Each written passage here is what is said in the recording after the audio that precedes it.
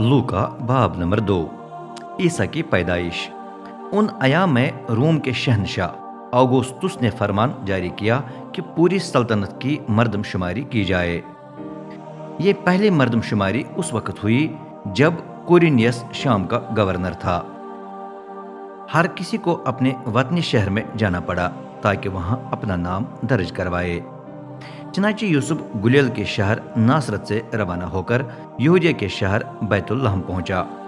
वजह यह थी कि वो दाऊद बादशाह के घराने और नस्ल से था और बैतुल्लहम दाऊद का शहर था। चनाचे वो अपने नाम को दर्ज करवाने के लिए वहां गया। उसकी मंगेतर मरियम भी साथ थी।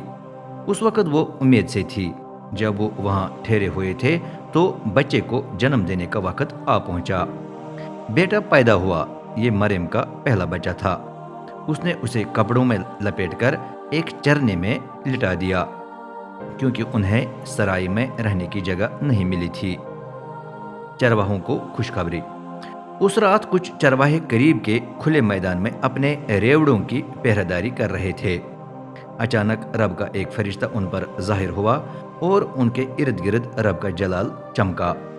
ये देखकर वो सख्त डर गए, लेकिन फरिश्ते ने उनसे कहा, डरो मत, देखो मैं तुमको बड़ी खुशखबरी देता हूँ जो तमाम लोगों के लिए होगी। आज ही दाऊद के शहर में तुम्हारे लिए नजात दहिंदा पैदा हुआ है, यानी मसीह खुदाबंद। और तुम उसे इस निशान से पहचान लोगे, तुम एक शीरखार बच्चे को कपड़ों में लिपटा हुआ पाओगे, वो चरने में पड़ा हुआ होगा। अचानक आसमानी लश्करों के बेशुमार फरिश्ते उस फरिश्ते के साथ जाहिर हुए जो खुदा की हम्दो सना करके कह रहे थे, आसमान की बुलंदियों पर खुदा की इज्जत व जलाल, जमीन पर उन लोगों की सलामती जो उसे मंजूर है। फरिश्ते उन्हें छोड़कर आसमान पर वापस चले गए तो चरवाहे आपस में कहने लगे, आओ हम बैतुल्लहम जाकर ये बात देखें जो हुई है और जो रब ने हम पर जाहिर की है। वो भागकर बैतुल्लहम पहुंचे। वहां उन्हें मरियम और यूसुफ मिले और साथ ही छोटा बच्चा जो चरने में पड़ा हुआ था। ये देखकर उन्होंने सब कुछ बयान किया जो उन्हें इस बच्चे के बारे में बताया गया था। जिसने भी उनकी बात सुनी वो हैरत ज़दा हुआ, लेकिन मरियम को ये तमाम बातें याद रहीं और वो अपने दिल में उन पर गौर करती रही।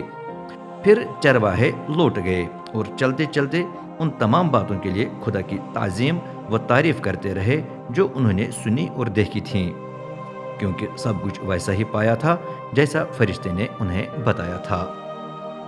8 दिन के बाद बच्चे का खतना करवाने का वक्त आ गया। उसका नाम ईसा रखा गया, यानी वही नाम जो फरिश्ते ने मरियम को उसके हामिला होने से पहले बताया था। ईसा को बैतुल मुकद्दस में पेश किया जाता है। जब मूसा की शरीयत के मुताबिक तहारत के दिन पूरे हुए तब वो बच्चे को यरूशलेम ले गए ताकि उसे रब के हुजूर पेश किया जाए। जैसे रब की शरीयत में लिखा है, हर पहलुटे को रब के लिए मखसूस व मुकद्दस करना है। साथ ही उन्होंने मरियम की तहारत की रस्म के लिए वो कुर्बानी पेश की जो रब की शरीयत बयान करती है, यानी 2 कुमरियां या 2 जवान कबूतर। उस वक्त यरूशलेम में एक आदमी बनाम शमऊन रहता था। वो रास्तबाज और खुदा तरस था और इस इंतजार में था कि मसीह आकर इसराइल को सुकून बख्शे।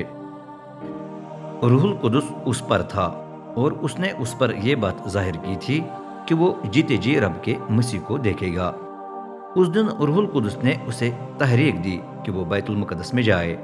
चनाचे जब मरियम और यूसुफ बच्चे को रब की शरीयत के मुताबिक पेश करने के लिए बैतुल मुकद्दस में आए तो शमऊन मौजूद था। उसने बच्चे को अपने बाजुओं में लेकर खुदा की हम्दो सना करते हुए कहा, ए आका, अब तू अपने बंदे को इजाज़त देता है कि वो सलामती से रहलत कर जाए जिस तरह तूने फरमाया है, क्योंकि मैंने अपनी आंखों से तेरी उस नजात का मुशाहिदा कर लिया है जो तूने तमाम कौमों की मौजूदगी में तैयार की है। ये एक ऐसी रोशनी है जिससे गैर यहूदियों की आंखें खुल जाएंगी और तेरी कौम इसराइल को जलाल हासिल होगा। बच्चे के माँ बाप अपने बेटे के बारे में इन अल्फाज पर हैरान हुए। शमून ने उन्हें बरकत दी और मरियम से कहा, یہ بچہ مقرر ہوا ہے کہ اسرائیل کے بہت سے لوگ اس سے ٹھوکر کھا کر گر جائیں، لیکن بہت سے اس سے اپنے پاؤں پر کھڑے بھی ہو جائیں گے۔ گو یہ خدا کی طرف سے ایک اشارہ ہے، تو بھی اس کی مخالفت کی جائے گی۔ یوں بہتوں کے دلی خیالات ظاہر ہو جائیں گے۔ اس سلسلے میں تلوار تیری جان میں سے بھی گزر جائے گی۔ وہاں بیت المقدس میں ایک عمر رسیدہ نبیہ بھی تھیں جس کا نام ہنا تھا۔ وہ فنائل کی بیٹی اور عاشر کے قبیلے سے تھی۔ شادی کے 7 سال بعد اس کا شوہر مر گیا تھا۔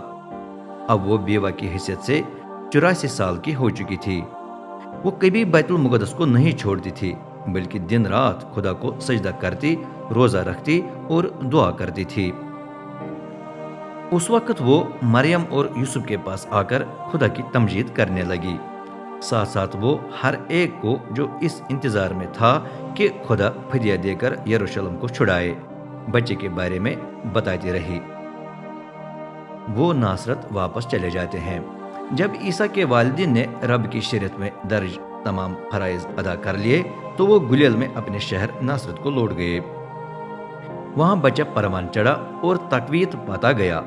وہ حکمت و دانائی سے میمور تھا اور خدا کا فضل اس پر تھا۔ 12 سال کی عمر میں بیت المقدس میں عیسیٰ کے والدین ہر سال فسح کی عید کے لیے یروشلم جایا کرتے تھے۔ اس سال بھی وہ معمول کے مطابق عید کے لیے گئے جب عیسیٰ 12 سال کا تھا۔ عید کے اختتام پر وہ ناصرت واپس جانے لگے، لیکن عیسیٰ یروشلم میں رہ گیا۔ پہلے اس کے والدین کو معلوم نہ تھا، کیونکہ وہ سمجھتے تھے کہ وہ قافلے میں کہیں موجود ہے۔ لیکن چلتے چلتے پہلا دن گزر گیا اور اب وہ نظر نہ آیا۔ اس پر والدین اسے اپنے رشتہ داروں اور عزیزوں میں ڈھونڈنے لگے۔ جب وہ وہاں نہ ملا تو مریم اور یوسف یروشلم واپس گئے اور وہاں ڈھونڈنے لگے۔ 3 دن کے بعد وہ آخرکار بیت المقدس میں پہنچے۔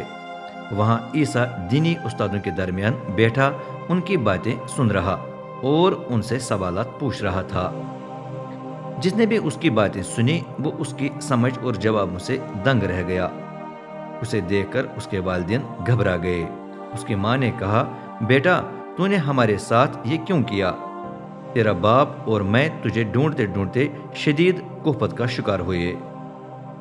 عیسیٰ نے جواب دیا، آپ کو مجھے تلاش کرنے کی کیا ضرورت تھی؟ کیا آپ کو معلوم نہ تھا کہ مجھے اپنے باپ کے گھر میں ہونا ضرور ہے؟ لیکن وہ اس کی بات نہ سمجھے۔ پھر وہ ان کے ساتھ روانہ ہو کر ناصرت واپس آیا اور ان کے تابع رہا، لیکن اس کی ماں نے یہ تمام باتیں اپنے دل میں محفوظ رکھیں۔ یوں عیسیٰ جوان ہوا، اس کی سمجھ اور حکمت بڑھتی گئی اور اسے خدا اور انسان کی مقبولیت حاصل تھی۔